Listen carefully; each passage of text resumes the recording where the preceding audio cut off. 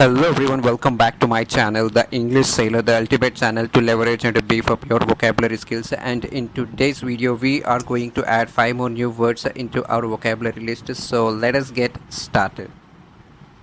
So here comes the first word of the day, decimate.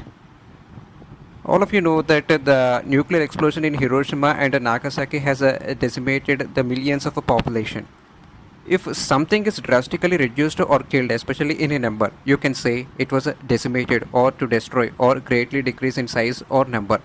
If I say the value of a rupee is getting decimated day by day, so it means that it is just losing its value, it's losing its worth.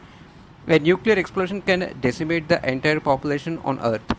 Tourism dependent Italy, Spain and Greece are said to be the biggest beneficiaries with the pandemic decimating the industry. To decimate means to drastically reduce or to kill. Let's move on to the second word, taciturn. Someone who is a taciturn is reserved, not loud and talkative.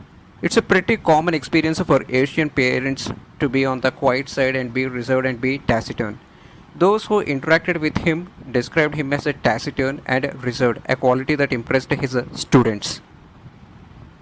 Let's move on to the third word, jubilant.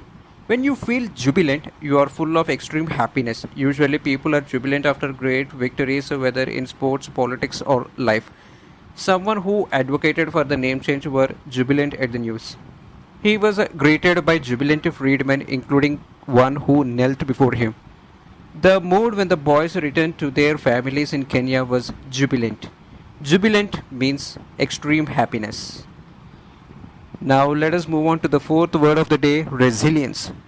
The noun resilience stems from the Latin resilience, which means to rebound, to recoil. As a character trait, resilience is a person's ability to recover quickly from unfortunate circumstances or illness. For them, it was an ongoing battle, striving yet never arriving, but there's also a lot of resilience that we shouldn't underestimate.